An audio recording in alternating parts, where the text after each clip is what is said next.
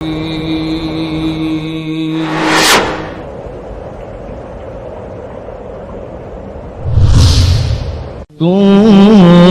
خير أمة أخرجت للناس تأمرون بالمعروف وتنهون عن المنكر وتؤمنون بالله.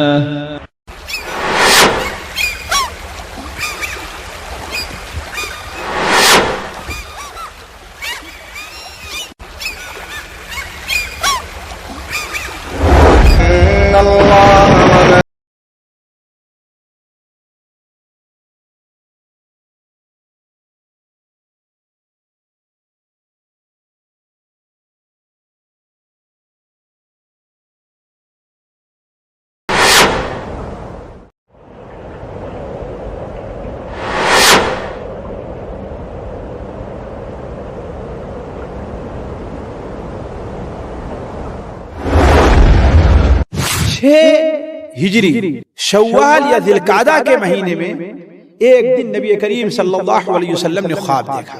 آپ نے خواب دیکھا کہ آپ اپنے ساتھیوں کے ساتھ بیت اللہ شریف کا طواف کر رہے ہیں. ابن ورقہ وہ نبی کریم صلی اللہ علیہ وسلم کی خدمت میں حاضر ہوئے اور کہا کہ اے محمد، قریش اپنی پوری طاقت کے ساتھ مقام بلدہ میں کھڑے ہوئے ہیں اور کسی بھی قیمت پر آپ کو وہ روکنا چاہیے. ابن مسعود الثقفی آپ صلی اللہ علیہ وسلم کے پاس سے بڑے متاثر ہوئے اور واپس گئے.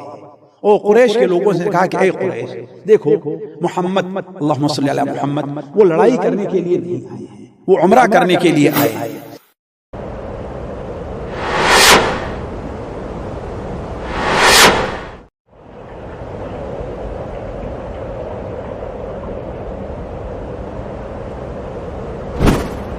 صلح حدیبیہ میں اصل میں مقصد یہ تھا کہ نبی کریم صلی اللہ علیہ وسلم عمرہ کے لیے نکلے تھے.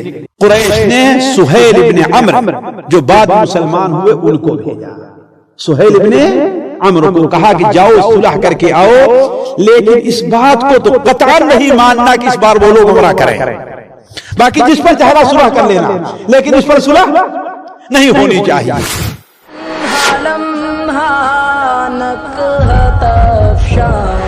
ان کی سنت پر سلام، لمحہ لمحہ نکہت افشاں ان کی سنت پر سلام.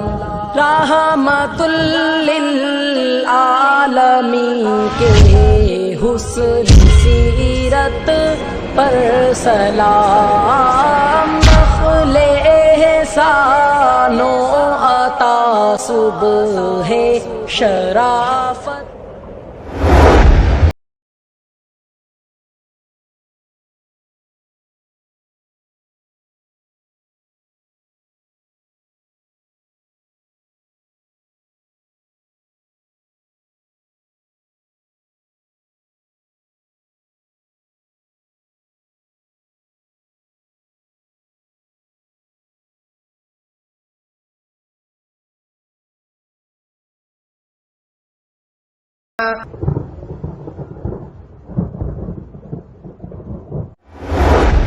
بسم اللہ الرحمن الرحیم. الحمدللہ رب العالمین والعاقبۃ للمتقین والصلاۃ والسلام علی رسولہ الکریم. اما بعد، بڑی ہی خوشی و مسرت کا موقع کہ سیرت النبی صلی اللہ علیہ وسلم حقیقت و نصیحت کی 23ویں کڑی ابھی کچھ ہی دیر میں اس کا آغاز ہوا چاہتا ہے.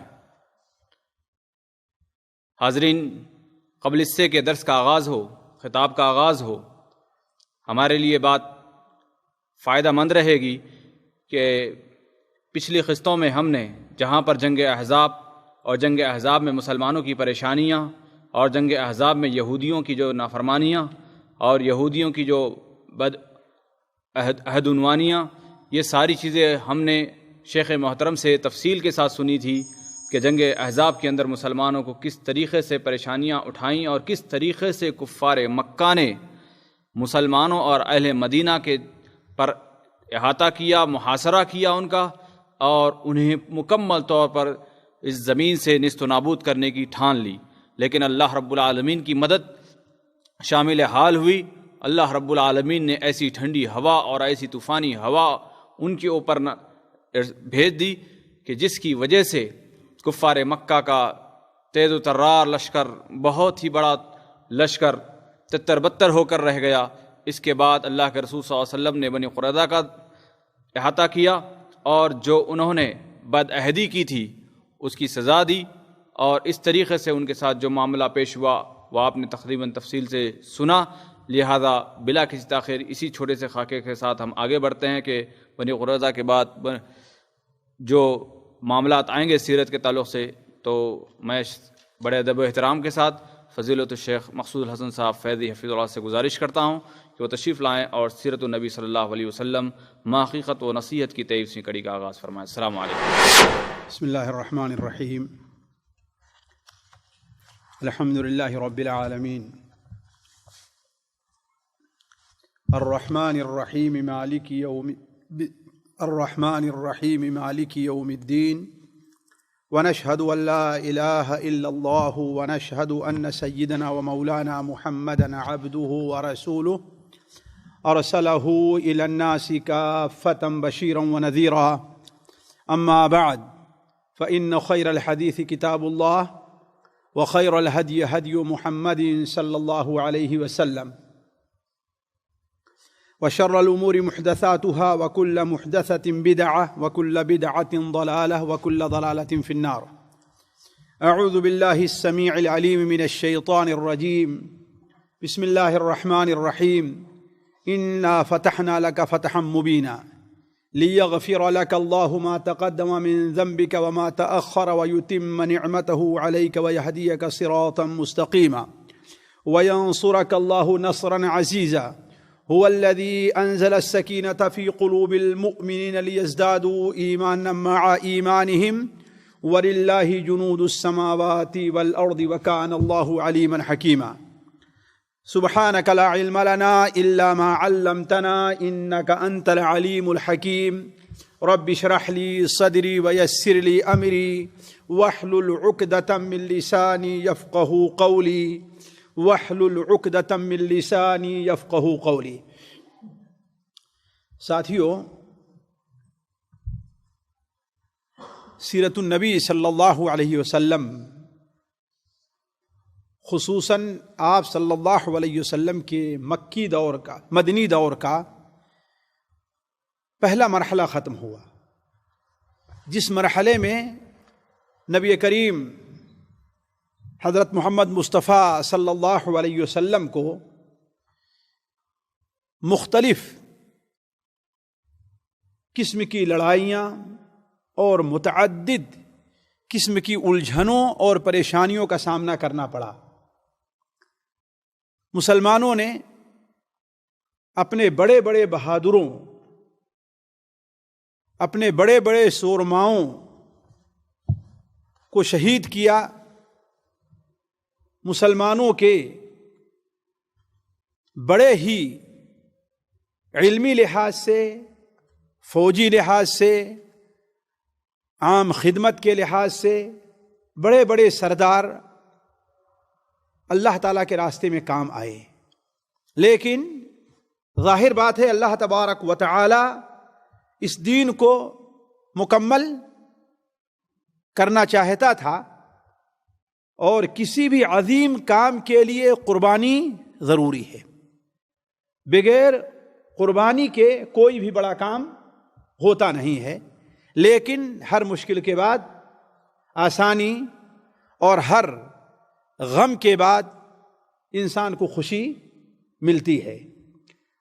اب تک جو مرحلہ رہا نبی کریم صلی اللہ علیہ وسلم کے خلاف گویا کی طاقتیں جمع ہو کر کے اپنی قوت کو اکٹھا کر کے مسلمانوں کے اوپر حملہ کرنے کے لیے آیا کرتی تھی، لیکن اب جو نیا مرحلہ پیش آئے گا اس میں نبی کریم صلی اللہ علیہ وسلم خود آگے بڑھ کر کے لوگوں پر حملہ کرتے تھے۔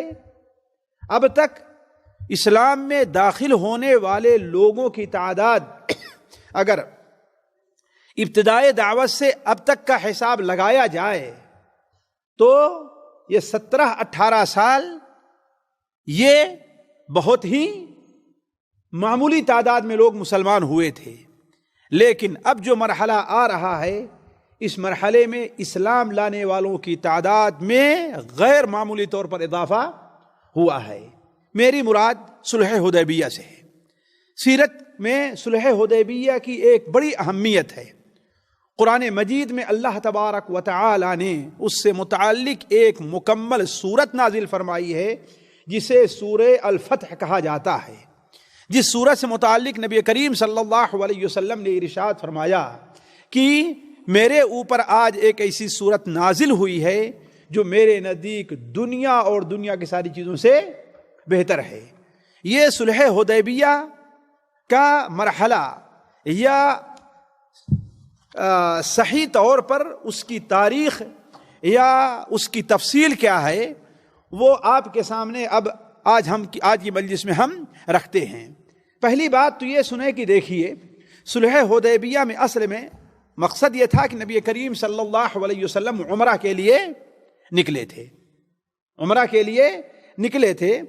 ہوا یہ کہ نبی کریم صلی اللہ علیہ وسلم جب بنو قریظہ اور اس کے بعد کی بات فوجی مہم سے فارغ ہوئے تو 6 ہجری شوال یا ذی القعدہ کے مہینے میں ایک دن نبی کریم صلی اللہ علیہ وسلم نے خواب دیکھا۔ آپ نے خواب دیکھا کہ آپ اپنے ساتھیوں کے ساتھ بیت اللہ شریف کا طواف کر رہے ہیں۔ طواف کے بعد کچھ لوگ اپنے سر کو چھلا رہے ہیں اور کچھ لوگ اپنے بالوں کو چھوٹا کر رہے ہیں۔ چونکہ نبی صلی اللہ علیہ وسلم کا یا دیگر انبیاء کا خواب ایک وحی ہوتا ہے، سچا ہوتا ہے، لہذا اس خبر کو سننے کے بعد مسلمانوں میں ایک جوش پیدا ہوا کہ اللہ تبارک و تعالیٰ کا خواب دکھایا ہوا یہ خواب جب سچا ہے، نبی کریم صلی اللہ علیہ وسلم کو جو خواب دکھایا گیا ہے تو اس کا مطلب ہے کہ ہمیں اب موقع ملے گا۔ اور اس لیے بھی کہ مسلمانوں کو اس خواب سے زیادہ خوشی ہوئی، اس لیے بھی کہ وہاں پر اللہ تبارک و تعالیٰ کا گھر تھا۔ مسلمانوں کے نزدیک سب سے محبوب ذات، مسلمانوں کے نزدیک سب سے عزیز اور سب سے پیاری ذات کا وہاں پر گھر تھا، جس کا احترام اور جس کے دیکھنے کی خواہش ہم جیسے گنہگار مسلمانوں کے اندر جس کثرت سے رہا کرتی اس کا اندازہ آپ لوگوں کو ہے، تو چہ جائے کہ صحابہ کرام کے دلوں میں وہ خواہش کیوں نہ رہی ہوگی۔ اسی طرح نبی کریم صلی اللہ علیہ وسلم عمرے کی جو فضیلت بیان فرماتے تھے کہ عمرے کی یہ فضیلت ہے، یہ فضیلت ہے، یہ فضیلت ہے، اور ظاہر بات صحابہ کرام فضیلتوں کے حاصل کرنے میں بڑے پیش اور آگے رہتے تھے، لہذا ان کے دل میں اور جذبہ پیدا ہوا۔ اور ایک اور چیز جس نے صحابہ کرام کو بہت ابھارا، وہ کیا چیز تھی؟ وہ یہ کہ عمومی طور پر مہاجرین جو لوگ تھے وہ کہاں سے آئے تھے؟ مکے سے آئے تھے۔ مکہ ان کا گھر تھا، وہاں ان کی زمینیں تھیں، وہاں ان کے رشتہ دار تھے۔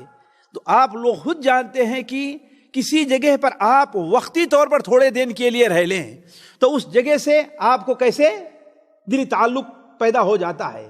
چہ جائے کہ ہمارا خود اپنا ہی گھر رہا ہو اور اس شہر میں، جس شہر کو اللہ تعالیٰ نے دنیا میں سب سے افضل اور بہتر قرار دیا ہے، تو ہمیں اس شہر کے دیکھنے کا جذبہ کیوں نہ پیدا ہوگا۔ یہ تمام سبب تھے کہ اللہ کے رسول صلی اللہ علیہ وسلم نے اعلان فرما دیا کہ ہم اب عمرے کے لیے جانا چاہتے ہیں۔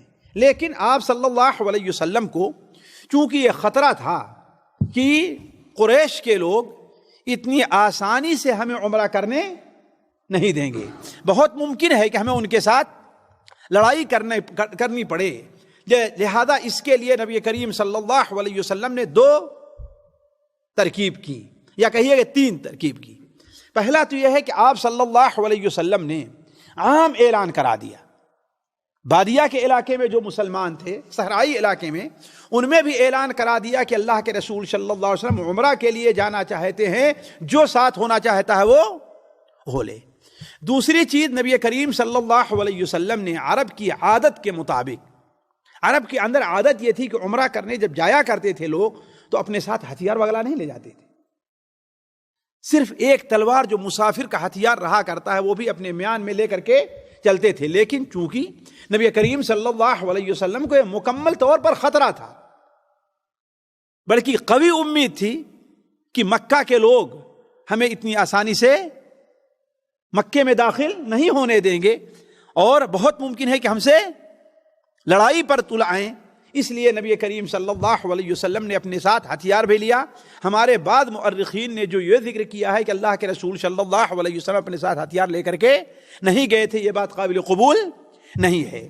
تیسری چیز، نبی کریم صلی اللہ علیہ وسلم نے، آپ صلی اللہ علیہ وسلم جب سفر شروع کیے تو ایک صحابی بسر یا بشر، جن کا نام بعض روایتوں میں بسر آتا ہے اور بعض روایتوں میں بشر بن حارث الخزاعی کو آپ صلی اللہ علیہ وسلم نے بھیجا کہ تم آگے جاؤ اور دیکھو کہ قریش تک یہ خبر تو پہنچ چکی ہوگی، اس لیے کہ خبر کوئی چھپی ہوئی نہیں تھی کہ ہم عمرہ کے لیے نکلنا چاہتے ہیں اور نکل چکے ہیں. آیا قریش کو یہ خبر ملتی ہے تو قریش کا اس بارے میں کیا تعامل رہا کرتا ہے اور قریش اس بارے میں کیا سوچتے ہیں اور کیا کرنے کے لیے تیار ہے. ان تمام تیاریوں کے بعد نبی کریم صلی اللہ علیہ وسلم ذی القعدہ کی ابتدا میں، کون سی تاریخ تھی اس سلسلے میں کوئی صحیح روایت نہیں ہے. بعض روایات کے مطابق جمعرات کا دن، بعض روایات میں سبت کا دن تھا. نبی کریم صلی اللہ علیہ وسلم اپنے 1400 یا 1500 یا 1300، یہ تین روایتیں ہیں اور تینوں صحیح ہیں. یہ تین روایتیں آئی ہیں اور تینوں صحیح ہیں کہ اتنے صحابہ کی جماعت لے کر کے آپ صلی اللہ علیہ وسلم مکہ کے لیے روانہ ہوئے. آپ کے ساتھ 70 اونٹ بھی تھے جو ہدی کے لیے جا رہے تھے. ہدی کے لیے آج ساتھیوں یہ سنت چھوٹی ہوئی ہے. آج ہم یہ سمجھتے ہیں کہ ہدی یعنی قربانی صرف حج کا حصہ ہے، عمرے میں نہیں، جبکہ ہمارے نبی صلی اللہ علیہ وسلم عمرے میں بھی قربانی پیش کرتے تھے. تو آپ اپنے ساتھ ہدی کے جانور لے کر کے نکلے اور دیکھا کہ عربی لوگ، دیہاتی اور بادیہ نشین لوگ آئے نہیں ہیں. کیوں؟ اس لیے کہ انہیں مکمل خطرہ تھا کہ مکہ کے لوگ اتنی آسانی سے ہمیں مکہ میں داخل ہونے نہیں دیں گے، لڑائی پیش آئے گی.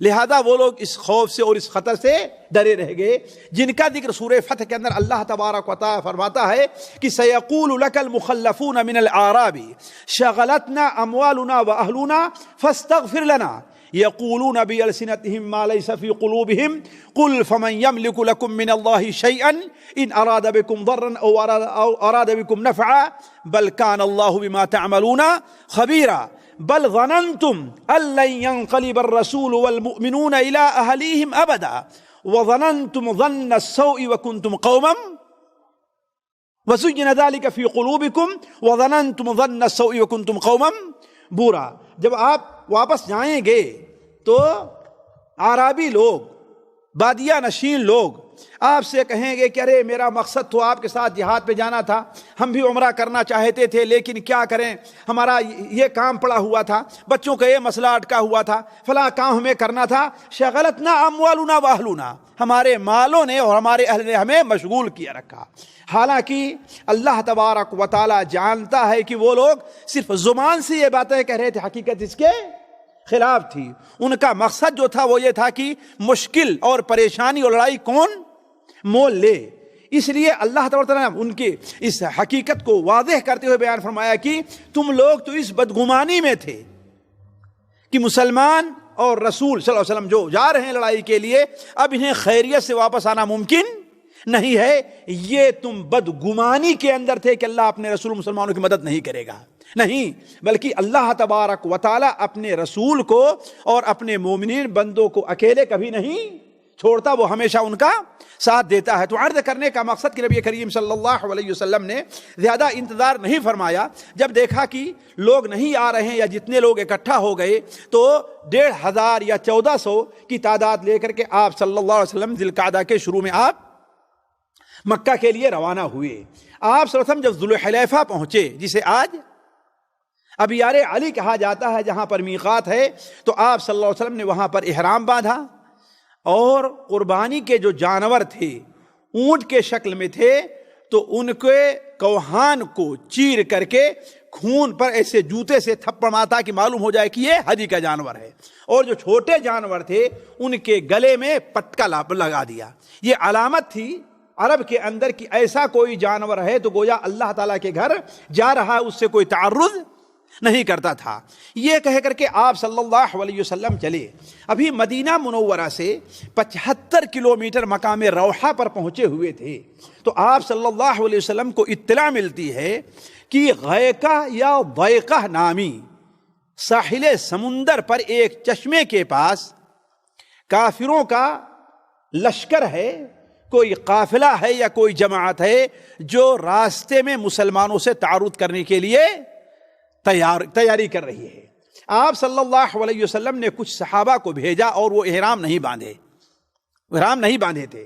وہ وہاں پر گئے، اور وہیں پر ایک بڑا مشہور واقعہ پیش آیا جو حدیث کی کتابوں میں ہے، ظاہر بات سیرت وغیرہ کتابوں میں نہیں، حدیث کی کتابوں میں ہے کہ حضرت ابو قتادہ رضی اللہ تعالیٰ عنہ بڑے مشہور صحابی ہیں، وہ بیان کرتے ہیں جب اللہ کے رسول صلی اللہ علیہ وسلم نے ہمیں وہاں کے لیے بھیجا تو ایک بار ہم لوگ ایک جگہ ٹھہرے ہوئے تھے، ہمارے ساتھیوں نے تو احرام باندھ لیا تھا، اس لیے کہ اب جب دشمن کا خطرہ ختم ہو گیا تو ہم لوگ مکے کی طرف روانہ ہوئے۔ ہمارے ساتھیوں نے احرام باندھ لیا تھا، لیکن ابھی ہم نے احرام نہیں باندھا تھا۔ اتنے میں ایک ہرن دکھائی دیا، تو میں تو چونکہ اپنا جوتا سی رہا تھا، اپنے کپڑے اپنے جوتے کو سی رہا تھا، اس لیے ہم نے نہیں دیکھا، لیکن صحابہ کرام جو احرام باندھے تھے ان لوگوں نے دیکھ لیا، اور ایک دوسرے کی طرف اشارہ کر کے ہنسنے لگے کہ کاش کہ میں بھی دیکھ لوں۔ اس لیے جو آدمی حالت احرام میں ہوتا ہے اسے شکار کرنا، نہ شکار کی طرف اشارہ کرنا، نہ شکار کو بھگانا جائز، نہ شکار پر کسی قسم کی مدد کرنا جائز نہیں ہے۔ تو چونکہ دوسرے لوگ حالت احرام میں تھے اور میں حالت احرام میں نہیں تھا، لہذا آپس میں ایک دوسرے کو دیکھ کر کے ہنس رہے ہیں کہ میں کسی طرح متوجہ ہوں اور میں اس کو دیکھ لوں۔ چنانچہ اچانک جب ہم نے نظر اٹھائی تو کیا دیکھتا ہوں کہ ہرن، جلدی سے میں اپنے گھوڑے پر کود کر کے بیٹھا، لیکن نیزہ لینا اور تیر لینا بھول گیا۔ اب میں اپنے ساتھیوں سے کہتا ہوں مجھے اٹھا دو، لیکن کوئی دینے کے لیے مجھے تیار نہیں ہے کہ ہم لوگ حالت احرام میں ہیں، تمہاری کوئی مدد نہیں کریں گے۔ تو کہا میں گھوڑے پر سے اتر کر کے اپنا سامان لیا اور لے کر کے بھاگا، اسے دوڑایا۔ تھوڑی دور جانے کے بعد جب ہم نے ایک تیر ماری تو وہ گرا، اور آگے جا کر کے وہ تقریباً مرنے کے قریب ہو گیا۔ تو پھر دوبارہ میں اپنے ساتھیوں کے پاس آیا کہ بڑا وزنی ہے، میں اکیلے نہیں اٹھا پاؤں گا، آؤ تم لوگ میری مدد کرو، لیکن میری مدد کرنے کے لیے کوئی تیار نہیں ہوا۔ لیکن ہم نے ہی کوشش کر کے اسے اٹھایا اور لے کر کے ان لوگوں کے پاس آیا، تو اب اسے ذبح کیا۔ پکانے کھانے کا معاملہ آیا تو مسلمان دو حصوں میں بٹ گئے۔ کچھ لوگوں نے کہا ہم تو بھائی کھائیں گے، کچھ لوگوں نے کہا ہم حالت احرام میں ہیں، ہم کھائیں گے نہیں۔ تو جن لوگوں نے کھا بھی لیا انہیں بڑا افسوس ہوا کہ ہم نے تو کھا لیا شکار، حالانکہ جنگلی جانوروں کا شکار محرم کے لیے کیا ہے، جائز نہیں ہے۔ اب انہیں یہ شبہ ہوا، تو حضرت علا کل حال وہاں سے رخصت ہوئے۔ تو نبی کریم صلی اللہ علیہ وسلم سے آگے بڑھ کر کے حضرت ابو قتادہ نے سوال کیا کہ اے اللہ کے رسول صلی اللہ علیہ وسلم، ایسی صورتحال پیش آئی، کچھ لوگوں نے کھایا کچھ لوگوں نے نہیں کھایا۔ علا کل حال قصہ بڑا لمبا ہے، اسے میں طول نہیں دینا چاہتا۔ آپ صلی اللہ علیہ وسلم نے کہا کہ ہاں ٹھیک ہے، اگر کچھ بچا ہے تو مجھے بھی لا کے دو۔ تو یہیں سے ایک مسئلہ نکلا کہ اگر شکار محرم کے لیے نہ کیا گیا ہو اور محرم نے اس پر کوئی مدد نہ کی ہو تو شکار کھانا اس سے کھانا جائز ہے۔ علا کل حال آپ صلی اللہ علیہ وسلم پھر وہاں سے رخصت ہوئے۔ جب آپ مقام عصفان پر پہنچے، آج بھی یہ جگہ اسی نام سے مشہور ہے اور مکہ مکرمہ سے تقریباً 80 کلومیٹر دور ہے، تو آپ نے جس کو بسر کو جاسوس بنا کر کے بھیجا تھا وہ آ کر کے آپ سے ملے اور کہا اے اللہ کے رسول صلی اللہ علیہ وسلم، قریش کسی بھی صورت میں آپ سے لڑنے کے لیے تیار ہے، کسی بھی صورت میں آپ کو مکے میں داخلے سے روکنے کے لیے تیار ہیں، حتیٰ کہ صرف قریش اکیلے نہیں، احابیش جن کو کہا جاتا ہے، یعنی قریش کے وہ قبیلے جو مکہ مکرمہ کے ارد گرد آباد تھے اور قریش کے ساتھ مل کر کے ان کے لڑائی کرتے تھے، ان لوگوں کو بھی جمع کر رکھا ہے اور کہہ رہے ہیں کسی بھی صورت میں کچھ بھی ہو جائے محمد اللہ وسلم ان کو مکے میں داخل ہونے نہیں دینا ہے۔ آپ صلی اللہ علیہ وسلم نے اس پر غور کیا، بلکہ آپ کو مزید یہاں تک معلوم ہوا کہ خالد بن ولید گھوڑ سواروں کا دستہ لے کر کے قراء غمیم تک پہنچے ہوئے ہیں، مکہ سے 64 یا 65 کلومیٹر کی دوری پر ہے، قراء غمیم تک یہاں تک پہنچ گئے ہیں۔ اس کا معنی کیا تھا ساتھیوں کہ اب مٹبھیڑ اور لڑائی یقینی ہے۔ کیوں؟ اس لیے کہ ادھر سے اتنی تیاری ہے اور اپنے سواروں کا دستہ اتنی دور بھیج دیا ہے۔ تو آپ صلی اللہ علیہ وسلم نے صحابہ کرام کو جمع کر کے مشورہ لینا شروع کیا، کہا کہ یہ بتاؤ کیا رائے ہے تمہاری؟ میرا جی کہہ رہا ہے کہ یہ لوگ جو مکہ مکرمہ کے ارد گرد آباد ہیں اور قریش کی مدد کے لیے مکہ پہنچے ہوئے ہیں، ان کے اہل و عیال کے اوپر اچانک دھوا بول دیا جائے، اچانک دھوا بول دیا جائے تو اس کی دو صورت ہوگی۔ ایک صورت تو یہ ہوگی کہ وہ قریش کا ساتھ چھوڑ کر کے انہیں خبر ملے گی تو بھاگ کر کے یہاں پر آئیں گے تو قریش کی جماعت اور ان کی فوج کم ہو جائے گی، اور اگر نہیں بھی آتے ہیں تو انہیں بہت ہی غم اور الجھنوں کا سامنا کرنا پڑے گا۔ لیکن حضرت ابوبکر صدیق رضی اللہ تعالیٰ عنہ نے کہا کہ اے اللہ کے رسول صلی اللہ علیہ وسلم، ہم مدینہ منورہ سے عمرہ کی غرض سے نکلے ہیں، ہمارا مقصد لڑائی کرنا نہیں ہے، ہم آگے بڑھتے ہیں، اگر کوئی ہمارے اور اللہ کے گھر کے درمیان حائل ہوتا ہے تو اس سے ہم ہتھیار سے بات کریں گے، اس کو ہم ہتھیار دیں گے، اور اگر ہمارے درمیان اور مکہ کے درمیان حائل نہیں ہوتے تو یہ ہمارا مقصد ہے، ہم عمرہ کریں گے۔ آپ صلی اللہ علیہ وسلم نے کہا اللہ کا نام لے کر کے آگے بڑھو۔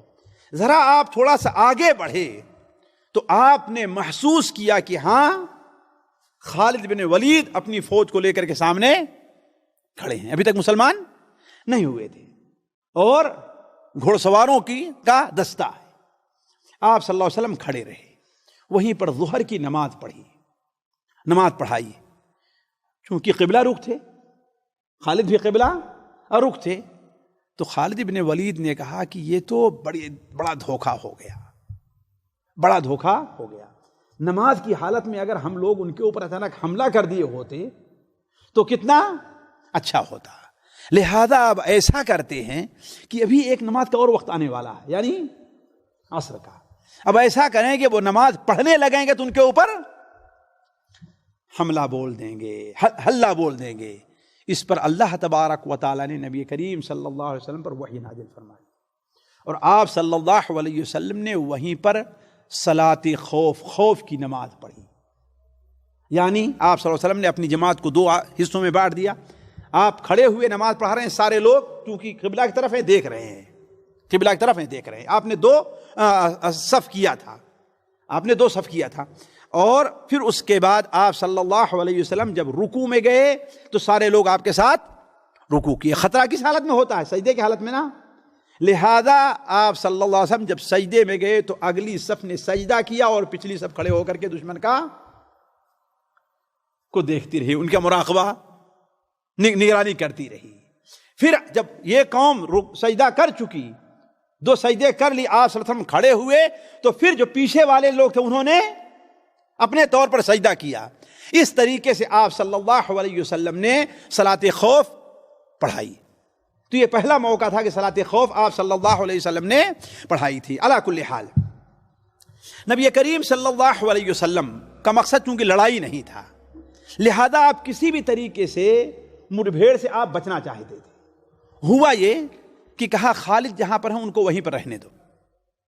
آپ صلی اللہ علیہ وسلم نے مشورہ کیا، اور چونکہ شام ہو رہی تھی لہذا آپ صلی اللہ علیہ وسلم نے چالاکی اور ہوشیاری سے آپ نے دائیں جانب کا راستہ لے لیا، اور وہاں سے اس راستے پر آپ آئے جو جدہ سے مکہ کی طرف، گویا مکہ مکرمہ کے مغربی جانب آپ صلی اللہ علیہ وسلم چلے. ادھر خالد بن ولید تو یہ انتظار کر رہے ہیں کہ صبح کیا ہے؟ لشکر. لیکن خالد بن ولید کو محسوس ہوا کہ اس طرف تو گرد اڑ رہی ہے، ادھر سے گرد. کیا سمجھ گئے کہ اس کا مطلب ہے کہ آپ صلی اللہ علیہ وسلم نے راستہ بدل دیا ہے، لہذا وہاں سے تیزی سے بھاگے خالد بن ولید رضی اللہ تعالی عنہ. اور جہاں پر آج ظاہر ہے، بڑا مشہور علاقہ مکہ مکرمہ کا ہے، جہاں پر ظاہر ہے اس سے آگے ایک وادی ہے جسے وادی بلدہ کہتے ہیں، اور یہ حدود حرم کے بالکل قریب ہے. وہاں جا کر کے آئے، مکے والوں کو اطلاع دیا اور وہاں جا کر کے ٹھہر گئے. اور وہاں پر جسے اس وقت حدیبیہ کہا جاتا تھا، آج شمیسی کا علاقہ کہا جاتا ہے، آج اسے شمیسی کا علاقہ کہا جاتا ہے. وہاں بڑے چشمے اور پانی تھے، وہاں پر جا کر کے قبضہ کر لیا. دوسری طرف نبی کریم صلی اللہ علیہ وسلم آپ جب آگے بڑھے تو چونکہ آپ کو مکہ مکرمہ کے راستے سے جدہ کے راستے، مدینہ منورہ کے راستے تھے، جدہ کے راستے پر جانے کے لیے ایک سخت پہاڑی دشوار گزار راستے سے گزرنا پڑتا تھا، جس کے اوپر چڑھنا بڑا مشکل ہے. آپ صلی اللہ علیہ وسلم نے وہاں کھڑے ہو کر کے فرمایا کہ جو شخص ثنیۃ المرار پر، آج اسے فج القریمی کہا جاتا ہے، آج بھی دیکھیں بورڈ پر لکھا فج القریمی، جو انسان ثنیۃ المرار سے گزرے گا اللہ تبارک و تعالی اس کے گناہوں کو معاف فرما دے گا اور اسے وہی اجر دے گا جو بنو اسرائیل کو بیت المقدس میں داخلے پر جو جس اجر کا وعدہ کیا تھا. یہ سننا تھا کہ مسلمانوں کے اندر جذبات پیدا ہوئے. حضرت خالد بن ولید رضی اللہ عنہ بیان فرماتے ہیں، صحیح مسلم شریف کی روایت ہے کہ سب سے پہلے اس وادی پر ہمارا خاندان یعنی بنو خضرت کے لوگ اس میں چلے ہیں. آپ جب وہاں سے صلی اللہ علیہ وسلم وہاں سے پہنچے تو آگے بڑھے اور آپ صلی اللہ علیہ وسلم نے فرمایا کلکم مغفور اللہ، اللہ نے تم میں سے ہر ایک کو بخش دیا ہے، البتہ ایک سرخ اونٹ والا ہے جس کی بخشش نہیں ہوئی. وہ کون تھا سرخ اونٹ والا بھائی؟ اللہ تعالیٰ نے تم میں سے ہر ایک کو بخش دیا ہے. کلکم مغفور اللہ الا صاحب الجمل الاحمر، تم میں سے جتنے لوگ ہیں اللہ نے ہر ایک کے گناہوں کو بخش دیا ہے، ہاں سرخ اونٹ والا جو ہے اس کی بخشش نہیں ہوئی ہے. یہ سرخ اونٹ والا تھا کون؟ اصل میں یہ مسلمانوں کی فوج کا آدمی نہیں تھا، اس کا اونٹ غائب ہو گیا تھا، اس کا اونٹ غائب ہو گیا تھا. وہ اونٹ تلاش کرتے کرتے مسلمانوں کی جماعت تک پہنچ گیا تھا. اسی لیے جب صحابہ کرام نے اس سے کہا کہ اللہ کے بندے، نبی کریم صلی اللہ علیہ وسلم بشارت دے رہے ہیں، تو بھی جا، کہے کہ اللہ کے رسول تیرے لیے بھی مغفرت کی دعا کرے، تجھے بھی بشارت دے. تو وہ کہتا ہے کہ ہمارا اونٹ غائب ہے، تمہیں اسی کی پڑی ہوئی ہے. جیسے آج کل کچھ لوگ ذرا سر میں درد ہوا، کہو بھائی نماز پڑھو، تو کیا کہتے ہیں؟ ہمارے سر میں درد ہے، تمہیں نماز کی پڑی ہوئی ہے. یہ وہی فکرہ، غلط فکرہ کام کر رہا ہے ساتھیوں. حالانکہ کسی انسان کو کوئی پریشانی ہو، کوئی تکلیف ہو تو نماز کے لیے اور آنا چاہیے، اللہ کی طرف اور پلٹنا چاہیے. کسی الجھن میں ہے، کسی مصیبت میں ہے تو کیا اسے نماز چھوڑ دینا چاہیے؟ اللہ کو نہیں یاد کرنا چاہیے؟ یہ تو وقت ہے اللہ تعالیٰ کو یاد کرنے کا، اور تو اسی وقت اللہ کو یاد نہیں کر رہا ہے. تو اس نے کیا کہا کہ ہمیں تو اپنے اونٹ کی پڑی ہے، تمہیں مغفرت کی پڑی ہے، لہذا اللہ کے رسول صلی اللہ علیہ وسلم نے آپ اسے کیا کہا کہ اس کے علاوہ سارے لوگ بخش دیے گئے ہیں. نبی کریم صلی اللہ علیہ وسلم ثنیۃ المرار کی دشوار گزار راستے سے جب جدے کے راستے پر آئے اور جدے کے راستے سے صلح مقام حدیبیہ میں جب داخل ہونے لگے تو وہیں پر اونٹنی آپ کی بیٹھ گئی. آپ اپنی اونٹنی قصوہ کے اوپر سوار تھے، وہیں پر اونٹنی بیٹھ گئی. صحابہ کرام نے اسے اٹھانا چاہا لیکن وہ اٹھنے کے لیے تیار نہیں ہوئی. لوگوں نے کہا کہ خلعت القصوہ، قصوہ اونٹنی تو آج اڑ گئی ہے، قصوہ اونٹنی آج مخالفت کر رہی ہے. آپ صلی اللہ علیہ وسلم فرمایا کہ نہیں، قصوہ کی اونٹنی اڑی نہیں ہے، نہ اڑنا اس کی عادت ہے، بلکہ اسے اسی ذات نے روکا ہے یہاں پر جس ذات نے مکہ سے ہاتھی والوں کو روکا تھا. یعنی مکہ سے مکے میں ہاتھی والوں کو داخل کیوں نہیں ہونے دیا؟ تاکہ مکے میں خون نہ بہایا جائے. اسی لیے اللہ تعالیٰ اسے بھی روک لیا ہے تاکہ مسلمان مکے میں داخل ہوں تو صلح اور مصالحت کے ساتھ داخل ہوں. زبردستی داخل ہوں گے، کچھ لوگ آڑے آئیں گے، تلوار چلے گی، نہ خون بہے گا. تو آپ نے فرمایا اونٹنی رکی نہیں ہے، قصوہ اڑی نہیں ہے، بلکہ قصوہ کو اسی ذات نے روکا ہے جس نے ہاتھی والوں کو مکے سے روکا تھا. اس کے بعد آپ صلی اللہ علیہ وسلم نے بیان فرمایا کہ اللہ کی قسم، مکہ کے لوگ اگر کوئی بھی ایسی چیز کا ہم سے سوال کرتے ہیں جس میں بیت اللہ کی تعظیم ہے، جس میں اللہ کی تعظیم ہے، تو میں وہ چیز دے دوں گا. اور جانتے ہیں کہ بیت اللہ اور حرم کی تعظیم میں ایک چیز بھی داخل تھی کہ وہاں خون. اس لیے آپ نے فرمایا، اس لیے ہم نے یہ توجیہ کی ہے، آپ نے فرمایا ما خلعت القصوہ، قصوہ اڑی نہیں ہے، نہ ہی اڑنا اس کی عادت ہے. اللہ کی قسم وہ لوگ ہم سے جب بھی کسی ایسی چیز کا سوال کریں گے کہ اس میں اللہ تعالی اور اللہ کے احکام کی تعظیم ہے تو میں انہیں دینے کے لیے تیار ہوں. اس کے بعد آپ صلی اللہ علیہ وسلم نے اپنی اونٹنی کو ڈانٹا، اونٹنی اٹھی اور حدیبیہ کے ایک کنارے جا کر کے ایک چشمے کے پاس بیٹھ گئی. ایک چشمے کے پاس بیٹھ گئی. اس چشمے پر جلدی جلدی مسلمان پانی لینے لگے، اس لیے ایک ہی ظاہر بات سفر سے آئے تھے، تو تھوڑی ہی دیر میں جو پانی تھا وہ ختم ہو گیا. وہ پانی بعض روایات میں ہے کہ وہ کنواں تھا، وہ کنواں کا پانی ختم ہو گیا. تو آپ صلی اللہ علیہ وسلم نے آپ اس کے کنارے پر کھڑے ہوئے، تھوڑا سا پانی منگایا، پانی کے اندر آپ نے کلی کیا اور پھر اسی کنویں میں ڈالا اور اپنا تیر بھی اس کے اندر ڈال دیا، اپنا تیر بھی ڈال دیا، جس سے کنویں کا پانی ابل پڑا. یہ آپ صلی اللہ علیہ وسلم کا معجزہ تھا.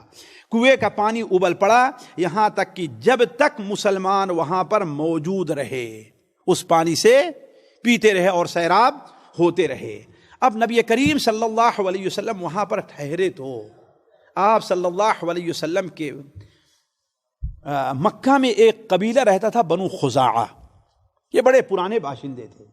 ان کی بنو ہاشم کے ساتھ بڑی خیر خواہی تھی، بڑی خیر خواہی تھی. ان کے سردار تھے بدیل ابن ورقہ. بدیل ابن ورقہ وہ نبی کریم صلی اللہ علیہ وسلم کی خدمت میں حاضر ہوئے اور کہا کہ اے محمد، قریش صلی اللہ علیہ وسلم اپنی پوری طاقت کے ساتھ کچے بچے لے کر کے مقام بلدہ میں کھڑے ہوئے ہیں اور کسی بھی قیمت پر آپ کو وہ روکنا چاہتے ہیں. آپ صلی اللہ علیہ وسلم نے کہا کہ جا کر کے ان سے کہا کہ دیکھو ہم لڑائی کرنے نہیں آئے ہیں، دیکھو ہمارے ساتھ حج کے جانور ہیں، ہمارا مقصد عمرہ کرنا ہے. اگر قریش چاہیں تو ہمیں چھوڑ دیں اور ہم بیت اللہ کا طواف کریں، ہمارا مقصد ان سے لڑائی کرنا نہیں ہے. اور آپ نے فرمایا قریش کا برا ہو، لڑائی نے انہیں توڑ کر کے رکھ دیا ہے. انہوں نے اپنے کتنے بہادروں اور کتنے جوانوں کو گنوایا ہے. اور آپ صلی اللہ علیہ وسلم اپنے ساتھ جو ہدی کا جانور لیے ہوئے تھے اس میں ابو جہل کا بھی ایک اونٹ تھا، چونکہ مکے کے سردار تھے نا. یہ ظاہر کرنے کے لیے کہ دیکھو تمہیں کتنی شرمندگی، کتنی ذلت ہمارے سامنے اٹھانی پڑی ہے. کہا کہ لڑائی نے انہیں توڑ کر کے رکھ دیا ہے، اگر وہ چاہیں تو ہم سے ایک مدت کے لیے صلح کر لیں کہ ہم دونوں ایک دوسرے کے خلاف لڑائی نہیں کریں گے، ہمارے اور عرب کے درمیان چھوڑ دیں. اگر عرب کے اوپر میں غالب آتا ہوں جیسا کہ ہونے والا ہے تو عرب، تم قریش اگر چاہیں گے تو ہمارے وہ بھی جس طریقے سے عرب کے لوگ ہمارے ساتھ ہو گئے ویسے ہمارے ساتھ وہ ہو لیں گے، ہاں وہ بھی ہو لیں گے. اور اگر نہیں چاہیں گے تو اتنے دنوں میں وہ اپنی طاقت کو اکٹھا کر لیں گے، ہمارے ساتھ لڑنے کی ان کے پاس طاقت رہے گی. اور اگر نہیں چاہتے ہیں تو اللہ کی قسم میں اس دین کے لیے لڑائی کرتا رہوں گا یہاں تک کہ میری گردن میرا سر گردن سے جدا ہو جائے یا کہ اللہ تبارک و تعالیٰ اس دین کو جس مقصد کے لیے مجھے بھیجا ہے وہ مکمل کر دے۔ تو بدیل بن ورقہ خزاعی نے کہا کیا میں جا کر کے یہ خبر ان کو دے دوں، یہ بات ان کو بتلا دوں؟ آپ نے کہا جاؤ بتلاؤ۔ چنانچہ بدیل بن ورقہ جاتے ہیں، اور چونکہ مکہ والوں کو بھی یہ احساس تھا کہ ان کی بظاہر تو یہ ہمارے ساتھ ہیں، ہمارے علاقے میں ہیں، لیکن ان کا دل اور ان کی رائے کس کے ساتھ ہے؟ محمد صلی اللہ علیہ وسلم، مسلمانوں کے ساتھ ہے۔ انہوں نے کہا اے مکہ کے لوگوں، میں محمد صلی اللہ علیہ وسلم کے پاس سے آ رہا ہوں، وہ صرف عمرہ کرنے کے لیے آئے ہیں، ان کا مقصد لڑائی کرنا نہیں ہے۔ ہم نے ہدی کے جانور دیکھے ہیں، لوگوں کو ہم نے احرام میں دیکھا ہے، تو میری رائے یہ ہے کہ اگر چاہو تو محمد کا پیغام میں تمہیں پہنچا دوں، اور اگر نہیں تو نہیں۔ ان میں کے جو اوباش نوجوان جذباتی لوگ تھے کہے نہیں مجھے ان کے پیغام سننے کی کوئی ضرورت نہیں ہے، ہم تو ان سے لڑیں گے۔ لیکن جو سمجھدار اور عقل مند لوگ تھے انہوں نے کہا کہ ہاں پہنچاؤ، کیا کہنا ہے؟ تو کہا کہ محمد صلی اللہ علیہ وسلم وہ کہہ رہے ہیں کہ آؤ ہم اور تم ایک صلح کر لیں، ایک مدت کے لیے صلح کر لیں، مجھے اور عرب کو چھوڑ دو۔ اگر عرب پر میں غالب آ گیا تو اگر چاہیں گے تو وہ بھی میرے ساتھ شامل ہوں گے، ورنہ لڑائی کی ان کے پاس قوت رہے گی، اور اگر عرب ہمارے اوپر غالب آ گئے تو قریش کے لوگ یہی چاہتے ہیں، اور نہیں تو ہتھیار کے علاوہ کوئی دوسری چیزوں سے بات نہیں کرنی ہے۔ آپ صلی اللہ علیہ وسلم کا پیغام پہنچایا، لیکن وہ لوگ کہے کہ ہٹو میں تم بدو آدمی ہو، بدوی ہو، تمہاری بات ہم سننے کے لیے تیار نہیں۔ نبی کریم صلی اللہ علیہ وسلم نے پھر بھی برداشت کیا، اور آپ صلی اللہ علیہ وسلم نے کہا کہ ایک اور آدمی کو بھیجا جسے خراش ابن امیہ الخزاعی کہتے ہیں، دوسرے شخص کو، اور اپنا اونٹ دے کر کے بھیجا، اپنا خصوصی ایک اونٹ دے کر کے بھیجا۔ لیکن ان بدبختوں نے کہا کہ اگر دیکھیے قریش کو تو ایسے ایک دنیا کے لحاظ سے ان کو ایک عذر تھا ان کے سامنے۔ پہلی بات تو یہ ہے کہ اگر اب تک یہ مسلمانوں کو دوڑاتے رہتے تھے، مسلمانوں کا ہر جگہ پیچھا کرتے رہتے تھے، اب اگر مسلمانوں کو اس طریقے سے، چونکہ ہتھیار وغیرہ سے مسلمان آئے ہیں، اگر عمرہ کرنے دیتے ہیں تو پورے عرب میں ان کی سبکی ہوتی ہے، یہ مانا جائے گا ہاں بھائی یہ لوگ تلوار کے زور پر، ہتھیار کے زور پر عمرہ کر کے چلے گئے ہیں، ہتھیار۔ دوسری چیز وہ کہتے تھے کہ اگر یہ صرف عمرہ کرنے کے لیے آئے ہیں تو ان کے ساتھ ہتھیار کیوں ہیں، ان کے ساتھ ہتھیار کیوں ہیں؟ اور اتنی بڑی جماعت ایک ساتھ عمرہ کرنے آئے، 2 4 8 8 10 10 20 25 50 100 لوگ آتے ہیں، یہ کہ ایک ساتھ مل کر کے 1500 لوگ عمرہ کرنے کے لیے آئے۔ تو یہ جو شبہہ تھا قریش کا، اسی لیے قریش نے بدیل ابن ورقہ سے کہا کہ وہ اگر عمرہ کر لیتے ہیں تو پورے عرب کے اندر یہ ہماری سبکی ہوگی اور مشہور ہوگا کہ ہم سے زبردستی عمرہ کر کے گئے ہیں، لہذا ہم کسی حالت میں انہیں عمرہ کرنے نہیں دیں گے۔ تو اسی لیے جب خراش ابن امیہ الخزاعی وہاں پر پہنچے ہیں تو قریش کے لوگوں نے انہیں قتل کر دینا چاہا ہے، قریش کے لوگ انہیں قتل کر دینا چاہا۔ تیسرا مرحلہ دیکھیں، نبی صلی اللہ علیہ وسلم کا صبر اور حلم دیکھیے۔ تیسرا مرحلہ، پہلے آپ نے بدیل ابن ورقہ کو بھیجا، اس کے بعد خراش کو بھیجا، تیسری بار آپ صلی اللہ علیہ وسلم نے حضرت عمر رضی اللہ تعالیٰ عنہ کو بلایا کہ مسلمانوں کا سفیر بن کر کے تم جاؤ، اس لیے کہ زمانے جاہلیت میں قریش کی سفارت کا جو کام تھا وہ حضرت عمر رضی اللہ تعالیٰ عنہ کے سپرد تھا، لیکن حضرت عمر رضی اللہ عنہ نے معذرت کی، اپنی جان کے خوف سے نہیں، اس لیے کہ مصلحت یہ کی کہ ہمارے جانے میں نہیں بلکہ کسی اور کے جانے میں ہے۔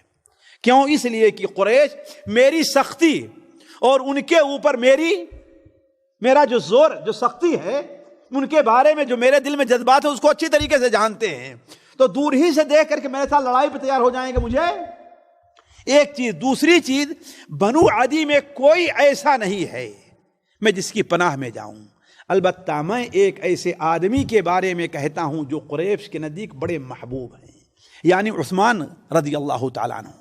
تو آپ صلی اللہ علیہ وسلم نے حضرت عثمان غنی بلایا اور ان کو بھیجا کہ جاؤ اور پیغام پہنچا دو۔ ساتھیو، جہاں تک ہم نے سمجھا اور بعض علماء نے اس طرف اشارہ کیا ہے، حضرت عثمان غنی رضی اللہ تعالیٰ عنہ کے جانے کا جو مقصد تھا، حالانکہ 2 آدمی اس سے پہلے بھیجے جا چکے تھے، ایک آدمی اور جانے کا سب سے پہلا مقصد تو یہ تھا کہ اب ہم کسی خارجی آدمی کو نہیں بھیج رہے ہیں، خود ہم اپنا آدمی بھیج رہے ہیں، جس کا مطلب ہم صلح کرنا چاہتے ہیں۔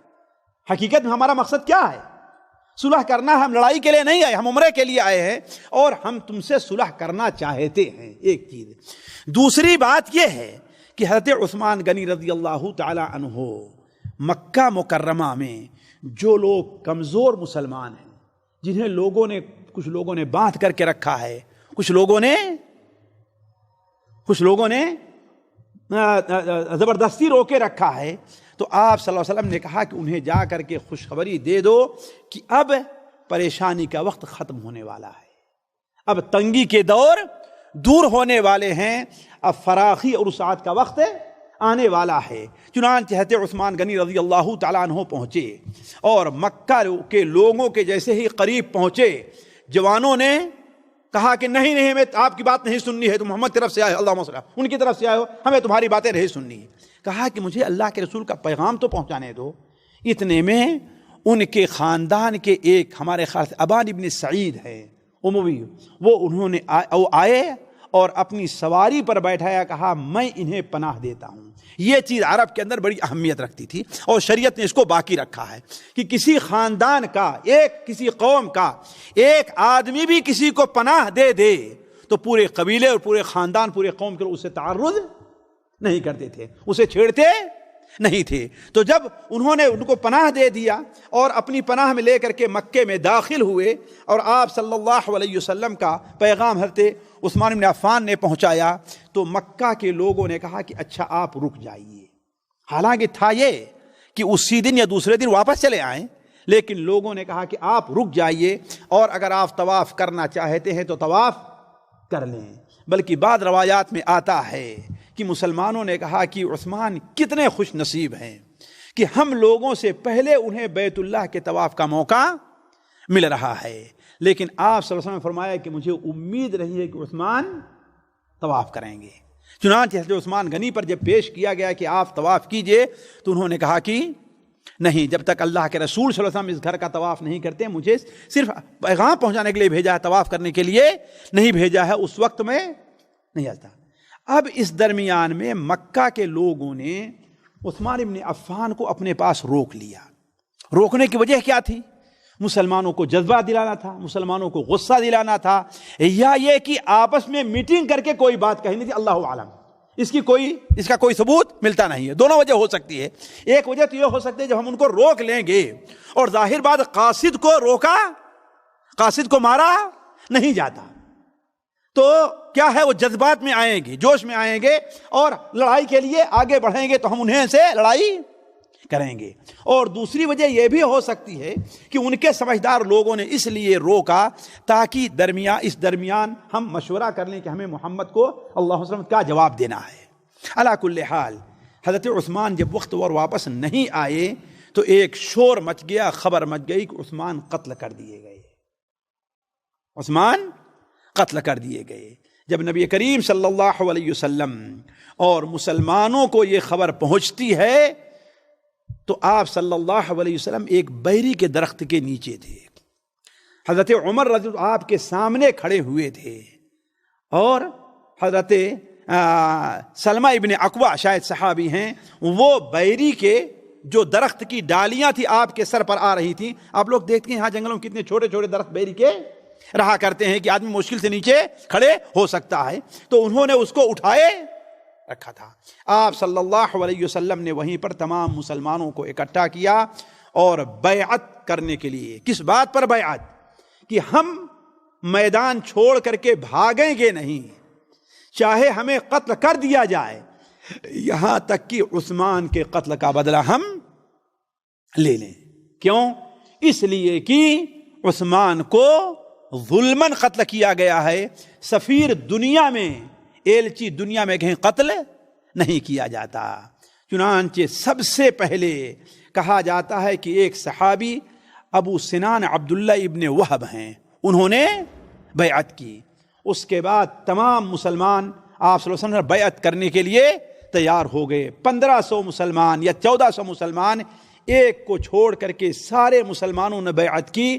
البتہ ایک منافق جد ابن قیس تھا، وہ اپنے کجاوے کے نیچے چھپ گیا، اونٹ کے نیچے، اس نے بیعت نہیں کی۔ صحیح مسلم شریف میں ہے کہ سارے لوگوں نے بیعت کر لی تھی الا جد ابن قیس، جو منافق تھا، اپنی قوم کے ساتھ آیا ہوا تھا، اس نے بیعت نہیں کی، بلکہ سارے لوگوں نے بیعت کی۔ جب سارے لوگ بیعت کر چکے، بلکہ بعض صحابی ہیں انہوں نے 2-2 3-3 بار بیعت کیا، 2-2 بار، جس میں سلمہ ابن عکوہ رضی اللہ تعالی عنہ بھی تھے، 3 بار بیعت کیا۔ جب سارے لوگ ختم ہو گئے تو نبی کریم صلی اللہ علیہ وسلم نے کہا کہ یہ ہاتھ عثمان کا ہے۔ ساتھیو، یہ فضیلت عثمان کو حاصل ہے رضی اللہ تعالیٰ کی، دنیا میں کسی انسان کو حاصل نہیں ہے۔ آپ نے کیا فرمایا کہ یہ ہاتھ عثمان کا ہے، اس سے اشارہ تھا کہ عثمان قتل نہیں ہوئے ہیں، لیکن انہیں جو روکا گیا ہے، اور اگر یہ بات صحیح قتل ہو گئے ہیں تو یہ ہاتھ عثمان کا ہے اور یہ میرا ہاتھ ہے، میں عثمان کی بھی بیعت اپنے ہاتھ پر کر رہا ہوں۔ اور یہ بھی اس طرف اشارہ ہے کہ حضرت عثمان غنی رضی اللہ عنہ کی اخلاص اور سچے مومن ہونے کی علامت ہے، وہ نہیں کہ جس طریقے سے خارجی، ناصبی اور خارجی اور رافضی، یہ ملعون قومیں جو یہ کہتی ہیں، کہتے ہیں عثمان رضی اللہ عنہ مرتد ہو گئے تھے، نعوذ باللہ من ذالک۔ اللہ کے رسول صلی اللہ علیہ وسلم نے اپنا ہاتھ قرار دینا، اس بات کی دلیل کیا ہے کہ وہ سچے اور پکے مومن ہیں۔ آپ صلی اللہ علیہ وسلم وہاں مسلمانوں پر بیعت کی۔ یہی بیعت ساتھیوں، اسی کا ذکر قرآن مجید میں سورہ الفتح کے اندر ہے، اور یہی تاریخ میں بیعت رضوان کے نام سے جانی جاتی ہے۔ اس بیعت کی بڑی فضیلت وارد ہے، اور جو لوگ اس میں شریک ہوئے تھے ان کی بڑی فضیلت ہے۔ اللہ تعالیٰ سورہ الحدید میں بیان فرماتا ہے، لا يستوی منکم من انفق قبل الفتح وقاتل من قبل الفتح وقاتل اولئک اعظم درجہ من الذین انفقوا من بعد وقاتلوا۔ فتح سے پہلے یعنی بیعت رضوان سے پہلے جن لوگوں نے جہاد کیا، جن لوگوں نے اللہ کے راستے میں مال خرچ کیا ہے، ان کا مقام بعد میں آنے والے لوگوں کے مقابلے میں بہت زیادہ ہے۔ یعنی اگرچہ صحابی ہیں، حضرت خالد بن ولید جیسے لوگ، عمرو بن عاص جیسے لوگ، یہ لوگ جن کا اتنا اونچا مقام ہے، لیکن یہ لوگ ان صحابہ کا مقابلہ نہیں کر سکتے جو اس بیعت کے اندر شریک ہوئے تھے۔ ایک اور حدیث میں نبی کریم صلی اللہ علیہ وسلم نے ارشاد فرمایا حدیبیہ کے موقع پر کہ انتم خیر اہل الارض، روئے زمین پر جتنے لوگ بس رہے ہیں ان میں تم لوگ سب سے بہتر ہو۔ اور ایک حدیث میں جو صحیح مسلم شریف میں ہے، آپ نے بیان فرمایا کہ جو انسان بھی یہاں پر بیعت کیا ہے وہ جنت میں جائے گا، وہ جہنم میں قطعاً نہیں جائے گا۔ بلکہ ساتھیوں، اس سے بھی عظیم فضیلت اللہ نے قرآن مجید میں بیان کی ہے۔ جو فضیلتیں ہم نے 3 بیان کی، ان سے بھی عظیم فضیلت اللہ نے قرآن مجید میں بیان فرمائی ہے۔ کیا؟ لقد رضی اللہ عن المؤمنین اذ یبایعونک تحت الشجرۃ فعلم ما فی قلوبہم وانزل السکینۃ علیہم واثابہم فتحا قریبا۔ لقد رضی اللہ عن المؤمنین، اللہ تعالیٰ ان مومنین سے راضی ہو گیا ہے۔ ساتھیوں، اس جماعت، اس قوم کی بدبختی کے بارے میں آپ کیا کہتے ہیں جو ان لوگوں کے اوپر نفاق کا حکم لگاتے ہیں؟ قرآن سچا ہے کہ وہ لوگ سچے ہیں؟ آجا یہ کفر ہے، کفر نہیں ہے؟ وہ صحابہ کرام ابو بکر و عمر، عثمان و علی، طلحہ و زبیر، عبد الرحمن بن عوف و سعید بن زید، یہ سارے کے سارے، بلال، ابو قتادہ، تمام مسلمان جو تھے، 1,00,000، 1,000، 400، 500، ان سارے مسلمانوں کے بارے میں اللہ کیا فرما رہا ہے؟ لقد رضی اللہ عن المؤمنین، اللہ تعالیٰ ان سے راضی ہو گیا ہے۔ اور جس سے اللہ راضی ہو اس پر کبھی ناراض ہوگا؟ کوئی سوال پیدا ہوتا ہے؟ تو یہ کفر ہے ساتھیوں، ان صحابہ کرام کے اوپر ارتداد کا حکم لگانا، انہیں گالی دینا، انہیں برا بھلا کہنا، یہ قرآن کی تردید اور قرآن کو جھٹلانا ہے۔ تو اللہ تعالیٰ نے یہ فضیلت ان کی جو بیان فرمائی کہ آپ سے وہ لوگ جو اس درخت کے نیچے آپ سے بیعت کر رہے ہیں، اللہ تعالیٰ ان سے راضی ہو گیا۔ کیوں؟ وجہ کیا تھی؟ اس لیے کہ اللہ نے ان کے دل میں جو کچھ ایمان ہے، اخلاص ہے، اللہ نے اس کو جان فعلم ما فی قلوبہم، اس لیے اللہ تعالیٰ نے ان کے اوپر سکینت اور اطمینان نازل فرمایا۔ علی کل حال مسلمانوں نے بیعت کی۔ ساتھیوں، یہ تو مسلمان کی فوج کا حال تھا، لیکن کافروں کا کیا معاملہ تھا؟ کافروں نے جب دیکھا کہ مسلمان اب اپنی جگہ پر اڑے ہیں، ہٹنے والے نہیں ہیں، یا تو انہیں موقع دیا جائے جا کر کے عمرہ کریں، طواف کریں، اور یا پھر ان کے ساتھ لڑائی کی جائے۔ لیکن قریش بھی بار بار مسلمانوں کی طاقت کو آزما چکے تھے، مسلمانوں کی تلواروں کے جلوے دیکھ چکے تھے، لہذا ان میں جو سمجھدار لوگ تھے وہ بھی لڑائی کرنا نہیں چاہتے تھے۔ لہذا ان کے پاس ایک بڑے مشہور صحابی، جو بات ابھی مسلمان نہیں ہوئے تھے، طائف کے رہنے والے تھے، عروہ ابن مسعود الثقفی، جنہیں اللہ کے رسول صلی اللہ علیہ وسلم نے کہا کہ وہ صاحب یاسین میں جس مرد مجاہد کا ذکر ہے ان کی طریقے سے ہیں، حضرت عروہ ابن مسعود۔ اور یہ ان لوگوں میں تھے جو قریش کی مدد کرنے کے لیے اپنے علاقے سے فوج بھی لے کر کے آئے تھے۔ اس سے اندازہ لگائیں قریش کی فوج معمولی نہیں تھی، مکہ کے لوگ تھے، طائف کی طرف سے یہ عروہ ابن مسعود فوج لے کر کے آئے تھے، اور احابیش یعنی جو پاس پڑوس کے قبائل تھے وہ سارے کے سارے جمع تھے۔ اس کا مطلب قریش کی فوج بھی کوئی معمولی نہیں تھی۔ ایسے موقع پر عروہ ابن مسعود الثقفی کہتے ہیں کہ یہ بتاؤ، کیا میں تمہارے نزدیک والد کی طرح نہیں ہوں؟ کیا میں تمہارا خیر خواہ نہیں ہوں؟ کیا ہم نے تمہاری مدد نہیں کی ہے؟ کیا میں تمہاری مدد کے لوگوں کو جمع کر کے نہیں آیا ہوں؟ یہ ثابت کرنا تھا کہ میں تمہارے لیے بہت ہی مخلص ہوں۔ تو کیا مجھے تم لوگ موقع دیتے ہو کہ میں جاؤں اور محمد اللہ علیہ وسلم سے کچھ بات کر کے آؤں، گفتگو کر کے؟ لوگوں نے کہا کہ اچھا جائیے آپ۔ چنانچہ عروہ ابن مسعود الثقفی رضی اللہ تعالی عنہ نبی کریم صلی اللہ علیہ وسلم کی خدمت میں حاضر ہوتے ہیں، تو آپ صلی اللہ علیہ وسلم کے ساتھ گفتگو کرنے لگے۔ پہلے آزمانا چاہے اور تھوڑی جسے کہیے بدتمیزی کی بات کی، کہا کہ اے محمد اللہم صلی اللہ علیہ وسلم، یہ بتائیے کہ آپ اگر قریش سے ابھی لڑیں اور قریش کو کاٹ کر کے رکھ دیں تو آپ نے دیکھا ہے اس سے بھی بدبخت آدمی کون ہے جو خود اپنے ہاتھ سے اپنی قوم کو مارتا ہے؟ اور اگر مٹبھیڑ ہوئی تو میں آپ کے گرد ایسے اوباشوں کو دیکھ رہا ہوں کہ جب لڑائی شروع ہوگی تو بھاگ کھڑے ہوں گے آپ کا ساتھ چھوڑ کر کے۔ یہ کہنا تھا کہ حضرت ابوبکر کو غصہ آ گیا اور اتنی بڑی گالی نکالی، کہا کہ لات کی فلاں کو جا کر کے چوس، تو یہ سمجھتا ہے کہ ہم ان کا ساتھ چھوڑ کر کے بھاگ جائیں گے؟ یہ کیسے ہو سکتا ہے؟ تو کہا کہ اگر تمہارا ہمارے اوپر بہت بڑا احسان نہ ہوتا تمہاری اس بات کا آج میں جواب دیتا۔ دیکھیے ساتھیوں، وہ کفر کے اوپر تھے لیکن احسان لوگوں کے جانتے تھے۔ وہ قوم اس لائق تھی کہ نبی اس میں آئے، وہ قوم اس لائق تھی کہ اس میں صحابی پیدا ہوں۔ دیکھیے اتنی بڑی گالی نکالی لیکن اس کے باوجود کیا کہا کہ تمہارا ہمارے اوپر ایک بہت بڑا احسان ہے، اس لیے میں تمہاری بات کا جواب نہیں دیتا۔ چنانچہ نبی کریم صلی اللہ علیہ وسلم کے ساتھ بات کرنے لگے، کافی دیر تک بات ہوتی، بات کرتے جاتے اور اپنی آپ کی داڑھی میں اپنا ہاتھ لگاتے جاتے۔ حضرت مغیرہ ابن شعبہ اپنے چہرے کو چھپائے ہوئے اپنے تلوار کے پیچھے طرف سے ان کے ہاتھ پر مارتے کہ اللہ کے رسول صلی اللہ علیہ وسلم کی داڑھی سے اپنے ہاتھ کو ہٹاؤ، وہاں سے ہٹاؤ اپنے ہاتھ کو۔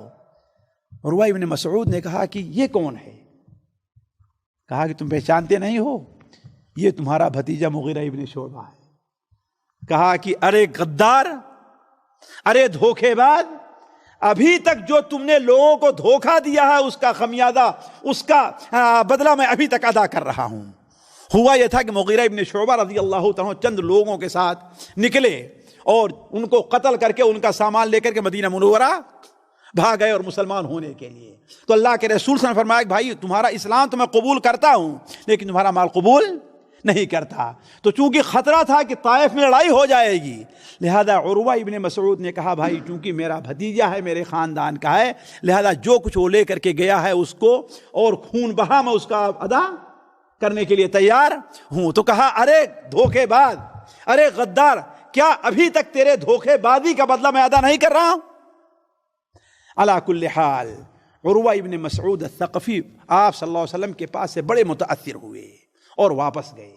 اور قریش کے لوگوں سے کہا کہ اے قریش، دیکھو محمد اللہم صلی علی محمد وہ لڑائی کرنے کے لیے نہیں آئے ہیں، وہ عمرہ کرنے کے لیے آئے ہیں.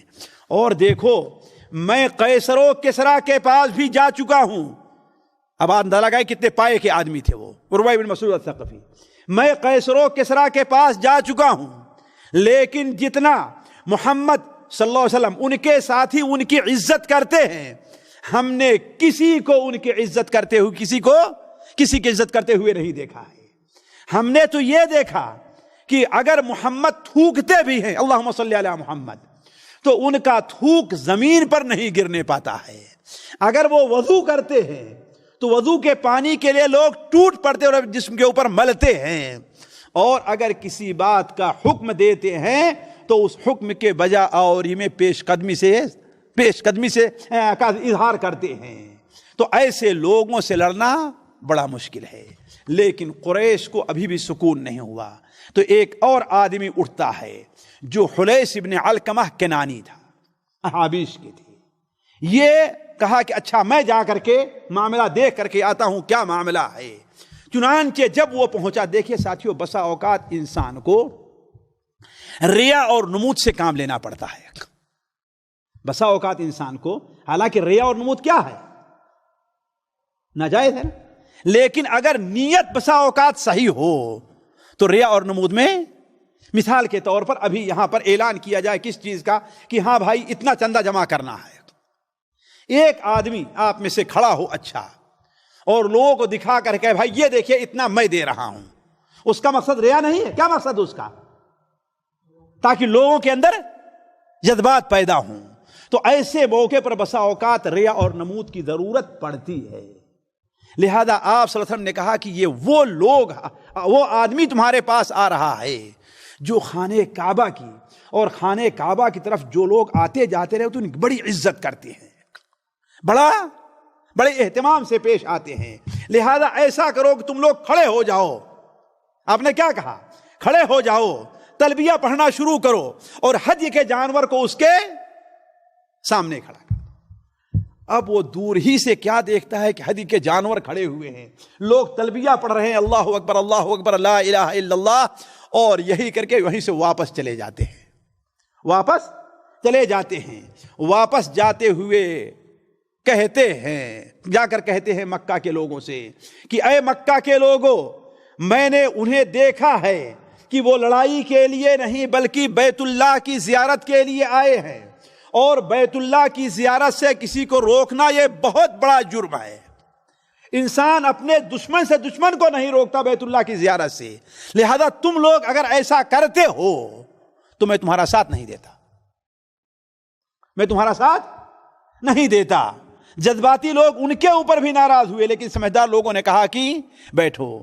اتنے میں ایک اور انسان مکرز نامی کھڑا ہوتا ہے، کہتا ہے کہ میں معاملہ دیکھ کر کے آ رہا ہوں کہ کیا ہونے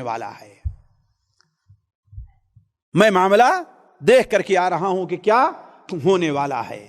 چنانچہ وہ شخص آتا ہے.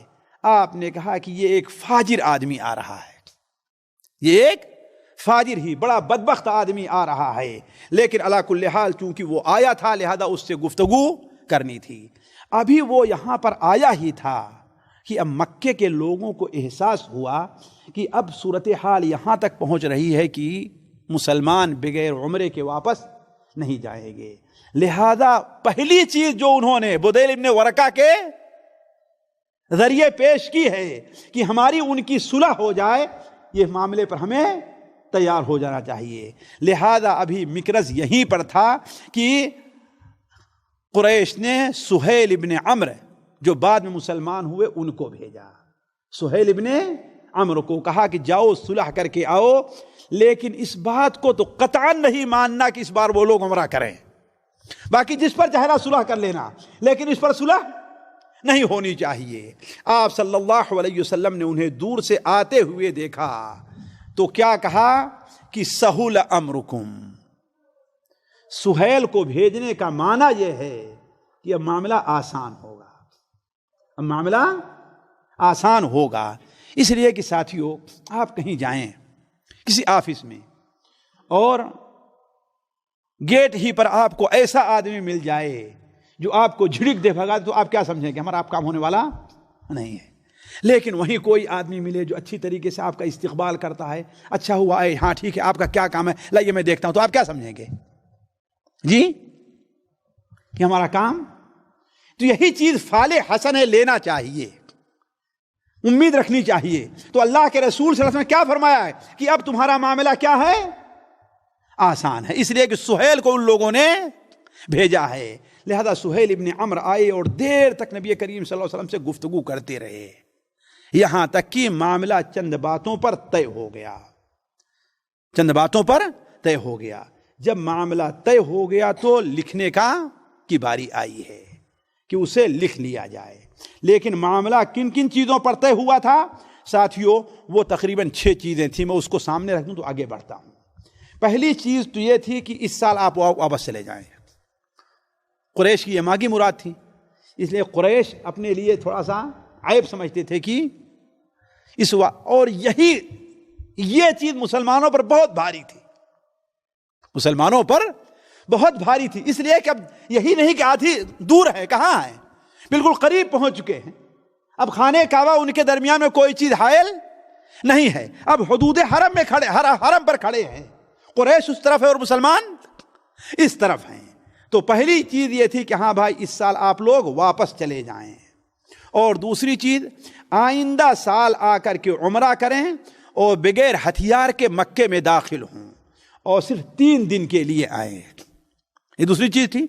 تیسری چیز تھی کہ دونوں فریق، اور یہ اسلام کا بہت بڑا فائدہ تھا ساتھیوں، دونوں فریق 10 سال تک آپس میں یہ معاہدہ کر لیں کہ کوئی کسی لڑائی، کسی خلاف فوجی کارروائی نہیں کرے گا۔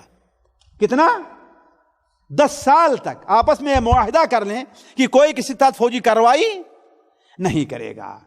اور چوتھی چیز یہ تھی جو مسلمانوں کے اوپر اور بھاری پڑی، قریش کا جو شخص مدینہ جائے مسلمان ہو کر کے، مسلمان اسے واپس کرنے کے مجال ہوں گے، مسلمانوں کو واپس کرنا ہوگا۔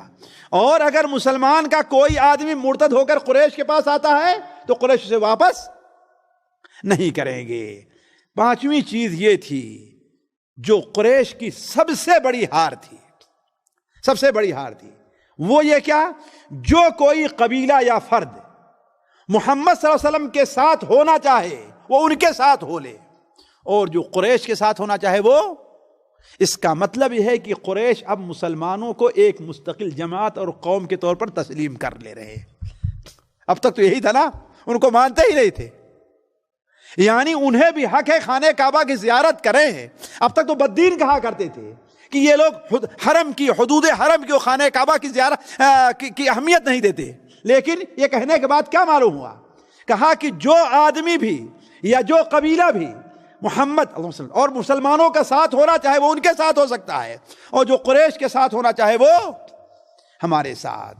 اور 6ٹھی چیز یہ تھی کہ ہر فریق ایک دوسرے کے بارے میں اپنا دل صاف رکھیں گے۔ یعنی کیا معنی ہے؟ پیٹھ پیچھے ہو کر کسی اور کی مدد ایک دوسرے کے خلاف نہیں کریں گے، پیٹھ پیچھے ہو کر۔ اور یہ سب سے بڑی کمزوری ثابت ہوئی قریش کی، اسی لیے صرف 17 مہینے ہی، حالانکہ معاملہ کتنا تھا، 10 سال تھا نا، لیکن 17 مہینے ہی میں قریش نے اس عہد کو توڑ دیا تھا۔ یہ چیز ہوئی۔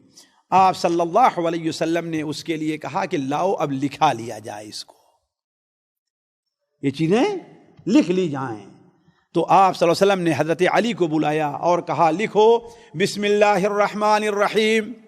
سہیل ابن عمرو نے کہا کہ نہیں، الرحمن الرحیم تو ہم جانتے ہی نہیں، تو پہلی بار ہم سن رہے ہیں، آپ سے سن رہے ہیں، ہم تو لکھتے ہیں بسمک اللہم، اسی سے لکھا آپ نے کہا چلو بھائی یہی لکھو بسم کا اللہم، اور کہا کہ یہ وہ بنود ہیں جس کے اوپر محمد رسول اللہ صلی اللہ علیہ وسلم اور قریش طرف سے سہیل ابن عمرو دستخط کر رہے ہیں۔ تو سہیل ابن عمرو نے کہا کہ یہ بتائیے کہ اگر ہم آپ کو اللہ کے رسول جانتے تو آپ کو گھر کھانے کے بعد روکتے کیوں؟ آپ کی مدد کرتے، آپ کا ساتھ دیتے، آپ کا ساتھ دیتے اگر ہم جانتے کہ آپ اللہ کے رسول ہیں۔ یہی تو مسئلہ ہے کہ آپ کہتے ہیں ہم اللہ کے رسول، ہم آپ کو ماننے کے لیے تیار نہیں ہیں۔ لہذا آپ لکھیے محمد ابن عبداللہ، یہ نہ لکھیے محمد رسول اللہ۔ آپ صلی اللہ علیہ وسلم نے کہا کہ میں اللہ کا رسول ہوں، چاہے تم جھٹلاؤ ہی کیوں نہیں۔ اور مسلمانوں پر یہ چیز بہت بھاری تھی، اسی لیے جب آپ نے حضرت علی سے کہا اس سے مٹا، حضرت علی نے کہا کہ میں اپنے ہاتھ سے مٹانے کے لیے تیار نہیں ہوں، نہیں مٹائیں گے اس کو۔ آپ نے کہا اچھا لاؤ میں مٹا دیتا ہوں، بھائی تم نہیں مٹاؤ، لاؤ۔ تو آپ نے اپنے ہاتھ سے مٹایا اور پھر محمد ابن عبداللہ لکھا گیا۔ تو عرض کرنے کا مقصد کہ یہ ساری چیزیں کیا ہیں، لکھی گئی۔ جب یہ ساری چیزیں لکھ اٹھیں تو آپ صلی اللہ علیہ وسلم کھڑے ہوئے اور اعلان کیا کہ مسلمان اٹھیں، اپنے حج کا جانور ذبح کریں اور اپنے بالوں کو چھلا لیں۔ اب مسلمانوں کو غصہ تو تھا ہی، ایک غصہ تو یہ ہے کہ ہم کیوں کمزور ہوں، بلکہ حضرت عمر درمیان میں آئے، کہا اے اللہ کے رسول صلی اللہ علیہ وسلم آیا ہم حق پر نہیں ہیں؟ کہا بھائی بالکل تم حق پر ہو۔ کہا وہ باطل پر نہیں ہے؟ کہا بالکل باطل پر ہو۔ کہا ہم اگر شہید ہوں گے تو ہم جنت میں جائیں گے، اور اگر وہ مارے جائیں گے جہنم میں جائیں گے، یہ حق نہیں ہے؟ یعنی لڑے، ہم لڑنے کے لیے تیار ہے۔ آپ نے کہا یہ بھی حق ہے۔ کہا آپ نے یہ نہیں کہا تھا کہ ہم عمرہ کرنے کے لیے جا رہے ہیں، خواب دیکھا ہے آپ نے؟ آپ نے کہا ہم نے یہ کہا تھا کہ اسی سال عمرہ کریں گے، ہم نے یہ کہا تھا ضرور کہا تھا، لیکن ہم نے نہیں کہا تھا ہاں اسی سال عمرہ کریں گے۔ حضرت عمر سب سے زیادہ غصے میں تھے، سہل ابن حنیف سب سے زیادہ غصے میں تھے، دیگر صحابہ بھی، یہاں تک کہ حضرت عمر رضی اللہ عنہ آپ صلی اللہ علیہ وسلم کے پاس سے جا کر حضرت ابوبکر کے پاس جاتے ہیں اور کہتے ہیں اے ابو بکر یہ بتائیے کیا ہم حق پر نہیں ہیں؟ ہمارے جو لوگ مارے جائیں گے وہ جنت میں نہیں جائیں گے؟ تو آخر جب ہم حق پر ہیں، ہم طاقت بھی ہے، پھر اس کے بعد ہم ذلت کیوں قبول کریں کافروں کے سامنے؟ کہ ہمارا آدمی جو مسلمان ہو، ان کا آدمی جو مسلمان ہو کر کیا ہم اس کو واپس کر دیں، اور ہمارا آدمی جو ہے وہ واپس نہ کریں؟ آخر یہ کیوں ہم قبول کریں؟ حضرت ابوبکر نے کہا کہ اے عمر، یہ دیکھیے حضرت ابوبکر کی خوبی دیکھیے ساتھیوں، یہ خوبی تھی تبھی تو اللہ نے ان کو صدیق کا لقب دیا ہے، اللہ کے رسول صلی اللہ علیہ وسلم نے، تبھی تو اللہ تعالیٰ نے دنیا میں نبیوں کے بعد سب سے افضل مقام کس کو دیا ہے؟ جو اس دنیا کی بدترین قوم کے نزدیک جو ہے برے سے برے آدمی ہیں، نعوذ باللہ من ذالک، جن کی صبح و شام ہی نہیں ہوتی ہے اللہ کہتے ہیں ابوبکر کو گالی دینا، نعوذ باللہ من ذالک۔ تو اس قوم کے اندر حقانیت کہاں سے آ سکتی؟ وہ اللہ کے دشمن، رسول کے دشمن، اہل بیت کے دشمن اور انسانیت کے دشمن ہیں، وہ ان کے اندر انسانیت نہیں ہے۔ ابھی ہمارے پاکستان میں کیا کیا 10 محرم کو آپ لوگ جانتے ہوں گے، یہ کوئی انسانیت ہے کہ جمعہ پڑھ رہے ہیں لوگ ان کے اوپر حملہ کیا جائے؟ یہ کوئی انسانیت ہے؟ انسانیت نہیں، لیکن ہم بیوقوف ہیں کہ ان کی چال کو سمجھتے نہیں ہیں۔ تو عرض کرنے کا مقصد سے ابوبکر صدیق نے کہا کہ اے عمر، وہ اللہ کے رسول ہیں، اللہ ان کو کبھی بھی ضائع نہیں کرے گا، وہ اللہ کی مخالفت نہیں کر سکتے، ان کے بات پر جمے رہو، ان کا دامن پکڑے رہو، کامیابی اسی میں ہے۔ چنانچہ علی کل حال مسلمانوں کو چونکہ غصہ تھا، وہ جذبات میں تھے، لہذا مسلمان آپ نے کہا کہ اٹھو اپنے جانوروں کو ذبح کرو، کوئی مسلمان جانور ذبح کرنے کے لیے تیار نہیں ہے۔ ساتھیوں یہاں پر کچھ لوگ اعتراض کرتے ہیں کہ یہ دیکھو تم لوگ کہتے ہو کہ صحابہ اللہ کے رسول کی اتنی اتباع کرتے تھے اور آپ حکم دے رہے ہیں ایک بار 2 بار، لیکن کوئی آدمی اپنے جانور کو ذبح کرنے کے لیے تیار نہیں ہو رہا ہے، وجہ کیا تھی ساتھیوں؟ وجہ کیا تھی؟ جو لوگ یہ اعتراض کرتے ہیں وہ انسانی نفسیات سے واقف نہیں ہیں، انسانی نفسیات سے واقف نہیں ہے۔ ایک شخص ہے، ایک آدمی کے سامنے ہے، وہ کہتا ہے بھاگو ہمارے سامنے سے، تمہیں نہیں ملے گا، لیکن وہ کھڑا رہتا ہے عاجزی کرتے ہوئے، کیا سوچ کر کے کہ ہو سکتا ہے کہ یہ شخص اپنا فیصلہ ہے، بس ہے کہ نہیں؟ ایسا ہوتا ہے کہ نہیں ہوتا ہے؟ مجرم کو جیل میں ڈالنے کا حکم ہوتا ہے، لیکن مجرم اپنی جگہ سے ہٹنا کس لیے؟ مخالفت نہیں، کس لیے؟ اس لیے کہ امید کی جو کڑی رہتی ہے، امید کی جو رسی رہتی ہے، انسان سے چھوٹتی نہیں ہے۔ لہذا یہ سوچتے ہوئے مسلمانوں نے کہ شاید اللہ تعالیٰ کوئی حکم نازل ہو جائے اور ہمیں عمرہ کرنے کا موقع مل جائے، شاید اللہ کا کوئی حکم آ جائے، ہمیں اس فیصلے کو بدل دیا جائے۔ اسی لیے جب نبی کریم صلی اللہ علیہ وسلم نے ایک بار دو بار کہا کوئی مسلمان اپنے جانور ذبح کرنے کے لیے تیار نہیں ہوا تو آپ صلی اللہ علیہ وسلم اندر گئے۔ حضرت ام سلمہ نے کہا کیا معاملہ ہے؟ کہا کہ دیکھو میں کہہ رہا ہوں لیکن کوئی مانتا نہیں۔ کہا کہ آپ یہ کیوں کہہ رہے ہیں؟ آپ ایسا کیجئے کہ جائیے آپ اپنے ہدی کا جانور منگائیے اور اسے ذبح کر دیجیے، اور حلاق کو حجام کو بلا کر کے اپنے بال کٹا لیے، کچھ بولیے ہی نہیں۔ صحیح بخاری شریف میں ہے ساتھیو، مسند احمد میں ہے کہ جب آپ صلی اللہ علیہ وسلم نے یہ رائے قبول کی اور جیسے ہی باہر آ کر کے اپنے اونٹ کا ہدیہ کا جانور آپ نے ذبح کیا اور حجام کو بلا کر کے بال کٹانے لگے تو کوئی مسلمان ایسا نہیں تھا کہ آگے بڑھ کر کے اپنی ہدیہ کا جانور ذبح نہ، اس لیے کہ اب امید باقی۔ اس لیے جب آپ نے اپنے سر کو چھلا دیا، اپنے جانور کو ذبح، تو اب کوئی امید رہ جائے گی؟ کوئی امید نہیں تھی۔ یہاں تک کہ روایات میں آتا ہے کہ مسلمان اتنی تیزی کے ساتھ، ایک طرف غم تھا، دوسری طرف اپنے بالوں کو چھلا رہے تھے، ایسا محسوس ہو رہا تھا کہ وہ غم سے نڈھال میں کسی ایک دوسرے کی گردن کو نہ کاٹ دیں۔ علی کل حال اسی موقع پر آپ صلی اللہ علیہ وسلم نے بیان فرمایا تھا اللہم ارحم المحلقین، اے اللہ تعالیٰ جو لوگ حلق کرا رہے ہیں ان کے اوپر رحم فرما، جو لوگ حلق کرا رہے ہیں ان پر رحم فرما۔ صحابی نے کہا جو لوگ حلق قصر کرا رہے ہیں ان کے اوپر بھی دعا کر دیجئے نا۔ تو تیسری بار آپ نے کہا کہ جو لوگ قصر کرا رہے ہیں ان پہ پر۔ ساتھیو ہمارے خیال سے آج کا وقت ختم ہو گیا، اب یہاں پر چند باتیں رہ گئی ہیں۔ پہلی چیز تو یہ ہے، اور میں اپنی بات کو یہیں پہ ختم کروں گا اگلی مجلس میں، کہ بعض قابل ذکر حادثات ہیں جو اس سے متعلق ہمیں ذکر کرنے ہیں، وہ انشاءاللہ آپ کے سامنے اگلی مجلس میں رکھے جائیں گے۔ لیکن ہوا تھا یہ کہ اس کے بعد نبی کریم صلی اللہ علیہ وسلم تقریباً ڈیڑھ مہینہ مدینہ منورہ سے غائب رہ کر کے واپس مدینہ منورہ پہنچ گئے۔ آتے وقت بھی راستے میں کچھ حادثات پیش آئے تھے اور جاتے وقت بھی کچھ حادثات پیش آئے جس میں ہمارے اور آپ کے لیے سامان عبرت ہے اس کا ذکر، بلکہ بعض ایسے حادثات ہیں جو عین صلح کے وقت میں پیش آئے جس کا ذکر انشاءاللہ آپ کے سامنے اگلی مجلس میں ہم رکھیں گے۔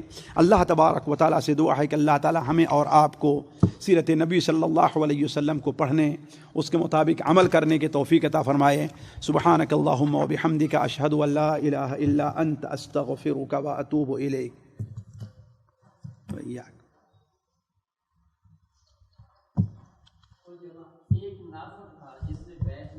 ہاں، جد بن قیس اصل میں کیا ہے، وہ حضرت کے ایک گروپ کا وہ سردار تھا، اپنی قوم کے ساتھ وہ بھی آیا ہوا تھا۔ اسی لیے جب لوگوں نے کہا کہ جا کر کے بیعت کر لو، تو چونکہ بیعت کا معنی کیا تھا، عام طور پر منافق لوگ جو شریک ہوا کرتے تھے آپ صلی اللہ علیہ وسلم کے ساتھ، یہ ہے دکھانے کے لیے یا مال کی لالچ میں یا کسی سے مقصد کے لیے۔ لیکن جب دیکھا کہ اب بیعت ہو رہی، کس بات پر بیعت ہو رہی ہے، یا تو قتل ہوں گے، بیعت اس بات پر ہو رہی کہ ہم بھاگیں کہ نہیں، خواہ ہم قتل ہو جائیں، لہذا وہ شخص اس سے پیچھے رہا ہے اور بعد میں اس کا جا کر کے انتقال ہوا ہے حالت نفاق ہی پر۔ لیکن ایک بات اور ذہن میں رہے، اسلام کی یہ خوبی اور مسلمانوں کی یہ خوبی ہے کہ جو لوگ عہد نبوی میں منافق یا دوسرے لوگ تھے ان کی سیرت یا ان کے بارے میں معلومات بہت کم ہے۔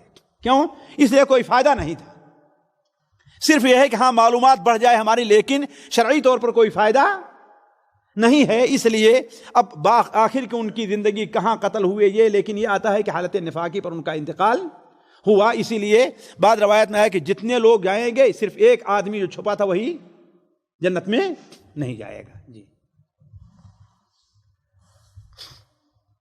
اور کسی کو کوئی اشکال، کوئی سوال، کوئی تفصیل؟ یہ بولیں اٹھے کھڑے ہو جائیں، کھڑے ہو کر یا اگلی مجلس میں یہ بات آئے گی، اگلی مجلس میں یہ بات آئے گی انشاءاللہ. جی یہ ذہن میں ہے ہاں، لیکن اگلی مجلس میں انشاءاللہ.